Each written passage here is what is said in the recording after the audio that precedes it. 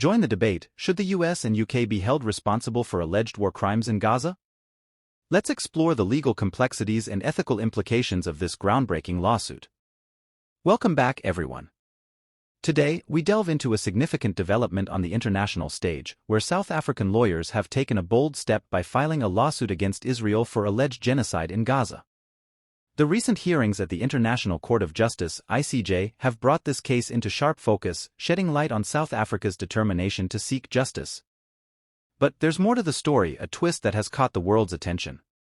Stay tuned as we explore South Africa's legal action against not just Israel but also against the US and UK for their alleged complicity. Let's dive into the details.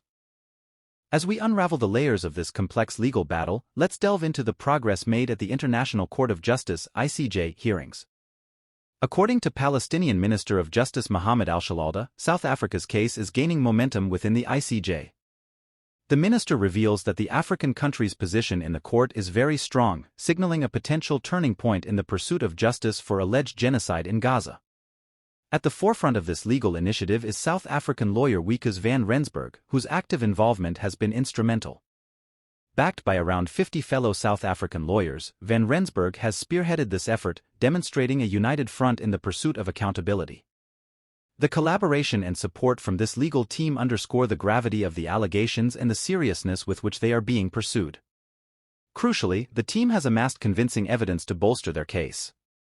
The strength of South Africa's position in the ICJ lies not only in legal arguments but also in the weight of the collected evidence.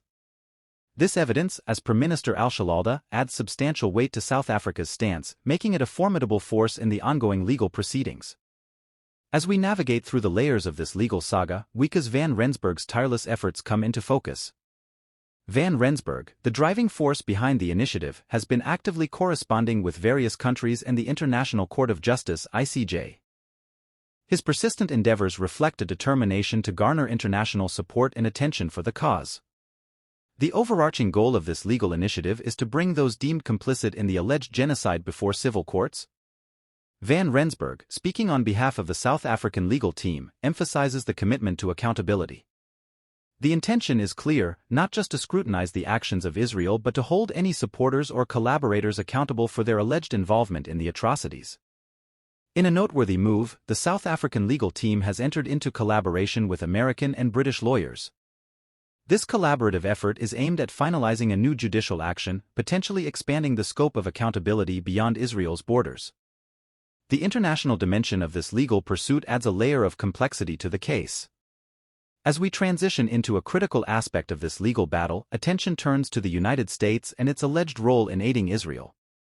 The rationale behind holding the U.S. accountable is multifaceted.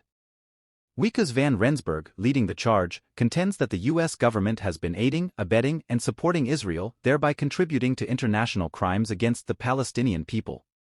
Quoting van Rensburg directly, he asserts that the U.S. government's conduct has enabled and continues to enable Israel in engaging in a range of alleged atrocities, from war crimes to intentional killing of civilians. The South African legal team, comprised of 47 lawyers, underlines their intention to bring legal proceedings against the U.S. government based on what they claim is overwhelming evidence of complicity. A pivotal moment in this legal drama is the letter sent to President Joe Biden on January 2, outlining charges against the U.S. government. The letter contends that the U.S. government has, among other things, used emergency authority provisions to provide substantial military support to Israel. Specifically, they highlight the supply of 14,000 tank shells worth approximately $106.5 million without congressional review. This alleged support forms part of a larger arms package exceeding $500 million, which includes 45,000 shells for Israel's Merkava tanks regularly deployed in Israel's offensive in Gaza. As this legal saga unfolds, the international response to South Africa's bold move has been swift and varied. South African Finance Minister Enoch Godongwana, in a notable reaction, underscores the commitment to the rule of law. Godongwana asserts that the South African legal team is complying with established international legal frameworks, particularly by bringing the case to an institution like the International Court of Justice, which operates under the United Nations. However, not everyone shares this perspective. British Foreign Secretary David Cameron dismisses the accusations against Israel and its supporters as nonsense. This contrasting viewpoint highlights the diplomatic and political tensions surrounding the case. Adding another layer to the opposition, White House Homeland Security spokesman John Kirby deems the lawsuit as counterproductive and completely baseless. Kirby's response reflects the official stance of the U.S. government, rejecting the allegations put forth by the South African legal team. The global stage is witnessing a clash of perspectives, setting the scene for a complex legal and diplomatic showdown. As we wrap up this exploration of the legal intricacies surrounding South Africa's lawsuit against Israel and its alleged supporters, let's recap the key points. South Africa's case in the International Court of Justice, ICJ, gained strength, with Minister of Justice Mohammed Al-Shalalda describing the country's position as very strong. Wikus van Rensburg and a team of 50 South African lawyers are actively pursuing justice, armed with convincing evidence in their quest to hold Israel accountable for alleged genocide in Gaza.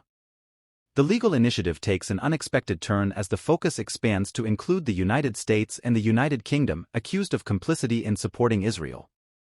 As this complex narrative continues to unfold, we urge you to stay informed. The dynamics of this legal battle are fluid, and developments may shape the course of international relations. Your understanding and engagement matter. We invite you to share your thoughts in the comments section below. What are your perspectives on this legal showdown? Do you believe it will have a lasting impact on the geopolitical landscape? Let's foster a constructive dialogue as we navigate through the nuances of this significant moment in international law. Thank you for joining us today, and remember to subscribe for updates as we delve into unfolding events that shape our global narrative. Until next time, stay informed, stay engaged, and stay curious.